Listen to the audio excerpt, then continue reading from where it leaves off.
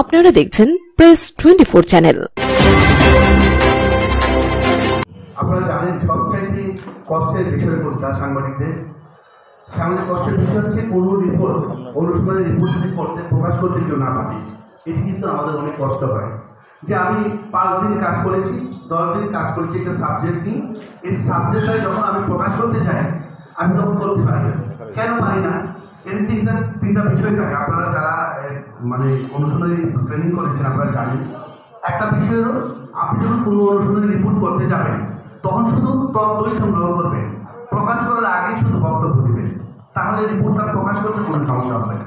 এখন আমরা যেটা করি, আমরা যারা আমি করি বা আমরা যারা করি, আমরা করি আগেই করি, ওই তথ্য সংগ্রহ করার আগেই ভুক্তভোগী ভিক্টিমের বক্তব্য নিয়ে নিই যে ভাই আপনার বিরুদ্ধে এটা পেয়েছে, আপনি একটু বলেন। কেন আমরা যা বলি এটা করি এটা আমি জানি না, স্যার জানেন, সিপ্লি ভাই জানেন, এখানে অনেক বিজ্ঞ যারা আছেন ওনারা জানেন। আমরা এই কাজটা কখনো করবো না যে কোনো রিপোর্ট প্রকাশ করতে গেলে ওই ভিক্টিমের বক্তব্যটা শেষে নিব, আর সব তথ্য সংগ্রহ করে আমি তখন নিউজটা প্রকাশ করে দেবো। আর মনে রাখবেন, নিউজ যখন আপনি প্রকাশ করে দিবেন আপনাকে আর ক্ষতি করার কোনো সুযোগ নেই, আপনাকে কখনো আর ক্ষতি করতে পারবে না। আর নিউজ যখন আপনি প্রকাশটা করবেন, শুধু হেলো হেলো করবেন, তখন আপনাকে মনে করেন যে আপনি সাইড হয়ে যাবেন। আর আপনি যত রিপোর্ট বেশি প্রকাশ করবেন এত আপনার কাছে তারা দূর হয়ে যাচ্ছে, যে কেউ হোক। ইতিমধ্যে আপনারা দেখেছেন আমি কয়েকজন ওই যে নামদানি মাহমুদুল্লাহ আছে না, তিনি জানি না, ও একটা সাবজেক্ট নিয়ে কাজ করেছে 3-4 দিনের ওই রিপোর্ট মাহমুদুল্লাহ, ও চলে। আমি ওকে অনেক সাহস দিচ্ছি যে তুমি চালিয়ে যাও জনস্বার্থ বিষয়গুলো নিয়ে।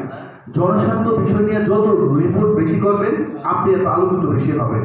আপনি মনে রাখবেন, এক ভাই রিপোর্ট করতেছে, আপনি আরেক ভাই, আমরা মানুষই শহরে আমি দেখলাম যে এপিএন একটা সংবাদ দেখেছি, মানুষই একটি কাজ বেশি হয়।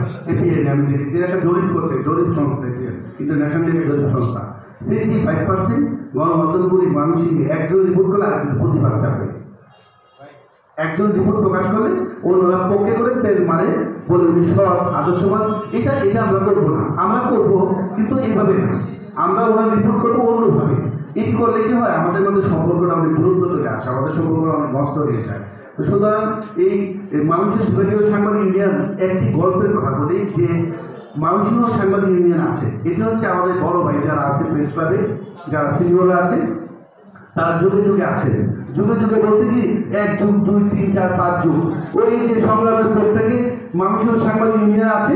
ওই যে যুগে ছিল যারা সভাপতি, এই যুগে তারাও কিন্তু সভাপতি সেক্রেটারি। এখানে অন্য কেউ ওই যে যারা নতুন তরুণ যারা আসছে তারা কিন্তু ওই সাংবাদিক ইউনিয়নের মেম্বার হতে পারেনি, যুগে যুগে আমাদের সেক্রেটারি হতে পারেনি, সভাপতি হতে পারেনি। তো ওই যুগে যারা আছে এই যুগে তারা আছে।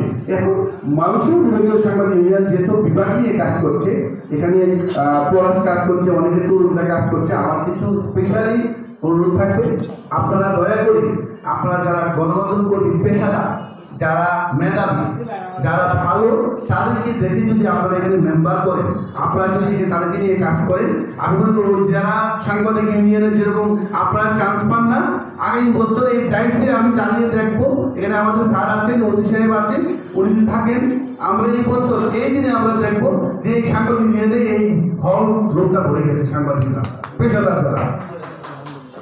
এখানে পেশাদার সাংবাদিকদের সংগঠন, এটা এই অপেশাদার সাংবাদিকদের সংগঠন থাকবে না। এখানে আমরা পেশাদাররা কাজ করবো। আমরা যদি যারা সাংবাদিক ইউনিয়ন যদি অ্যাক্টিভ হতে পারি, বিভাগীয় সাংবাদিকরা নিয়ে অ্যাক্টিভ হবে। আমরা অ্যাক্টিভদেরকে নিয়ে কাজ করতে চাই। আর আমি স্পষ্ট করে বলবো, যদি কেউ গণমাধ্যম কর্মী কোনো কারণে সাংবাদিকতা করতে যে বিরোধ করেন, পারিবারিক বিষয়ে আমি যাবো না, মামলা মোকদ্দমা যা বিষয় আছে আমি দেখবো, আমার কাছে আসবেন। আপনারা যদি সংবাদ প্রকাশ করে যদি ভয় পান, আমার কাছে ট্রান্সফার করবেন, আমি করে দেবো। এরপর যদি ভয় পান নামে করতে আমার নামে করে দেবেন। শুনেন, সাংবাদিকদের কোনো আপনজন নাই। আপনারা জানেন, আমি গতকালকে ঢাকা সাংবাদিক ইউনিয়ন প্রোগ্রামে আমি তো ইসলামের করবেন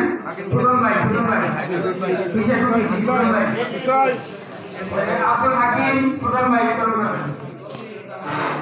এরপরে সভাপতি করবেন জনাব বিল্লাল হোসেন মানিক, সভাপতি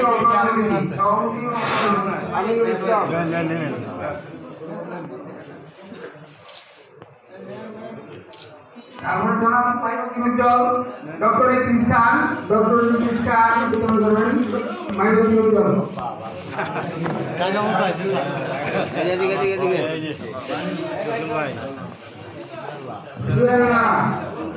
জেলা প্রতিনিধি জাগ্রত টেলিভিশন সুলতান ভাই বিতরণ করবেন সুলতান রহমান বাপ্পি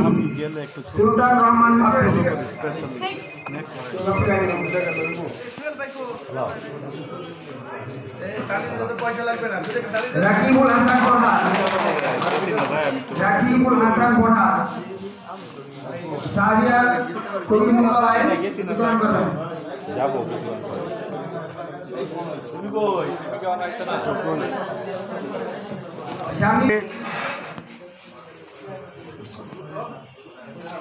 অবশ্যই থ্যাংক ইউ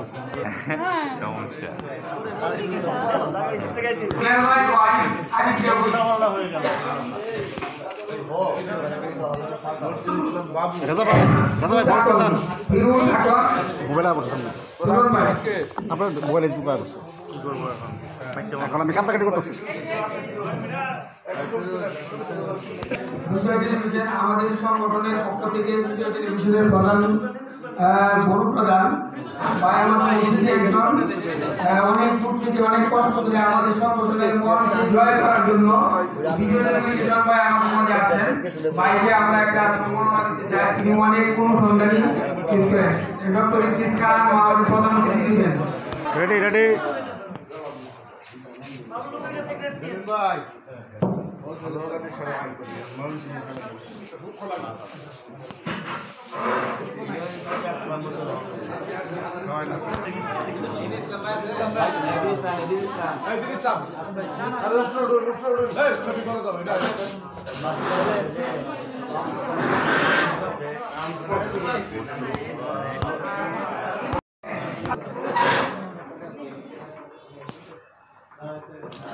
কবি সাংবাদিক সহযোগী বিশেষ প্রতিনিধি আজকের খবর বাইরে আমরা একটা বিশেষ সম্মাননা জানাচ্ছি ডক্টর ইদ্রিস খান আমাদের প্রধানমন্ত্রী তাদের কাছ থেকে আপনার ক্যান্সার গ্রহণ জনাব মোহাম্মদ আলী রোগী জনাব আলী রোগী সম্পাদক ও প্রকাশক সাপ্তাহিক সমন্বয়